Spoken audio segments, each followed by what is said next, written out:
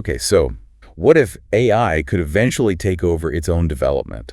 That's what we're diving into today. Yeah, it's a question that sparks a lot of curiosity and maybe even a little bit of, apprehension. It really does make you think, what would happen if AI was calling all the shots in the research lab, designing the next algorithms, writing the papers, everything? Well, it might sound like something out of science fiction, but some recent developments are indicating it might be closer to becoming a reality than we think. Which is exactly why we're diving into this. Your source material brought up this new benchmark study. It's called MLE-Bench, stands for Machine Learning Engineering Benchmark. And it's showing us some pretty amazing things of what AI is capable of doing these days. And the really cool thing about MLE-Bench is that it's not some theoretical experiment or anything. They're actually evaluating these AI agents on real-world machine learning tasks, specifically Kaggle competitions. And just a reminder for anyone who might not be familiar with Kaggle, it's the big leagues for data scientists and machine learning experts. Real-world problems, big cash prizes on the line, it gets competitive. Some of the sharpest minds are all going head-to-head trying to come out on top. Think of it like the Olympics of AI, right? And what's really mind-blowing is that we're already at a point where these AI agents are proving that they can compete, even win, against top-tier humans in the field. Okay, so hold on a second. Before we go any further, let's break this down a bit. When we say AI agents, what are we actually talking about here? Good point. Think of it like this. You've heard of those super advanced language models, right? The ones generating realistic text.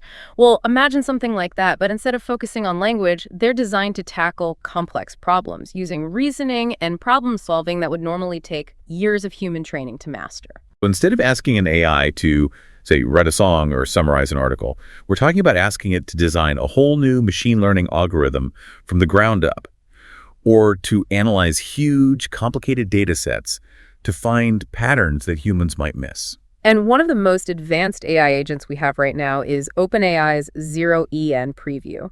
So for MLE-Bench, they decided to put 0EN to the test. They entered it into Kaggle competitions, and let me tell you, the results were pretty astounding. Astounding is an understatement. But how did they even get these AI agents ready for these competitions in the first place? Did they just throw them in the deep end and see if they could swim? Not exactly. They actually use this technique called scaffolding. Basically, it's giving the AI a set of guidelines, automated workflows that act as a kind of roadmap to help it through the complexities of the task. Giving the AI a toolkit, some instructions on how to use the tools, and then letting it figure out the best way to solve the problem using what it's got. OpenAI's 0EN, with that guidance, was able to score a bronze medal or better in like 17% of the Kaggle competitions they entered it into.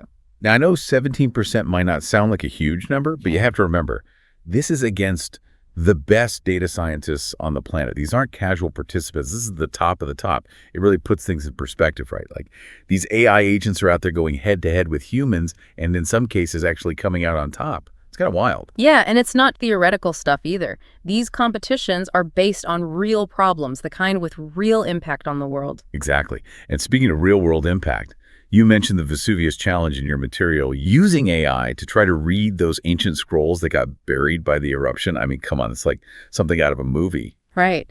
It sounds so futuristic, but it really highlights just how much potential this technology has.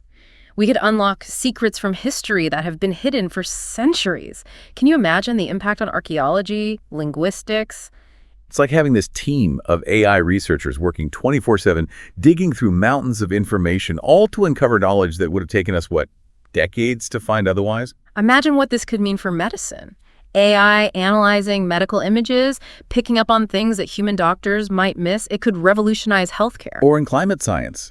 AI could analyze those crazy complex climate models and help us predict what's going to happen in the future, hopefully with way more accuracy than we can now. Exactly. The potential applications are everywhere, across every field you can think of. It's pretty mind-blowing when you really think about it. Mind-blowing, yeah. But also maybe a little overwhelming. I mean, if AI is already hitting these milestones, then where does that leave humans? What happens to our role in all of this research in the future? Are we talking about a future where AI is running the labs, making all the big decisions? It's not impossible, and it's not even just about jobs being replaced, although that is definitely something to consider. But it raises bigger questions, too, about the nature of knowledge itself. What do you mean by that? Well, think about it. If an AI is the one making the discoveries, figuring out how everything fits together, then does that change how we understand those discoveries? Does it change what it even means to know something? I see what you're saying. So like if an AI solves some incredibly complex math problem, but we can't really understand how it got to the solution, do we actually understand the math? Or are we just trusting the AI? And that's why this whole area of research is so crucial. It's not just about being amazed by what AI can do, but also wrestling with these deep philosophical questions. What is knowledge? What does it mean to discover something? How does human understanding fit into a world where AI is playing a bigger and bigger role? So then what do we do? How do we even begin to prepare for a future where AI is such a driving force in research and development? Do we try to slow things down, steer things in a different direction? These are such important questions, and honestly, there are no easy answers. So we're kind of at a fork in the road right now. Just like with any powerful tool, we have to be careful. We need to understand both the amazing opportunities it presents and the potential downsides. Embracing the revolutionary power of AI while also making sure we use it ethically responsibly. AI should ultimately benefit all of humanity. And one of the things that really jumped out at me from the MLE-Bench research was how much of a difference time and those multiple attempts made in the AI's performance. Oh, yeah. When they gave the AI agents more time to work through a problem, or when they were allowed to submit several different solutions, their performance got noticeably better. And it wasn't just dumb luck. They were actually learning from the attempts, refining their approaches. They're actually capable of adapting and learning how to be better problem solvers. It's like, instead of trying to create an AI that can solve everything perfectly right out of the gate, what if we focused on building systems that are designed to learn and adapt as they go? Systems that allow for that kind of iterative progress. Make a bunch of attempts, learn from the mistakes, and gradually refine the approach. And imagine if we could build in ways for AI and human researchers to actually collaborate within those systems. We could provide guidance, keep the research on track, and of course, make sure that we're considering the ethical implications every step of the way. That's it. We're being enhanced. AI becomes this incredible tool that helps us reach new levels of understanding and discovery, things we wouldn't even dream of without it. Exactly. And it really highlights something crucial about all of this idea that the future of AI is already decided, that it's going to play out some certain way. It's just not true. It's a future we're creating right now with every choice we make. And it goes back to what we talked about earlier. It all comes back to us, to our values, our priorities, the kind of world we want to build. We need to make sure AI is a force for good, a tool that helps us make progress, create positive change in the world. And for our listeners, if you're as fascinated by all of this as we are, I highly recommend checking out the full MLE-Bench paper. It's definitely worth a read. We've barely scratched the surface today. It's a field that's changing so fast, and it's important for everyone to stay informed, to think critically about these advancements, and have those conversations. And on that note, that wraps up our deep dive into the world of AI for today.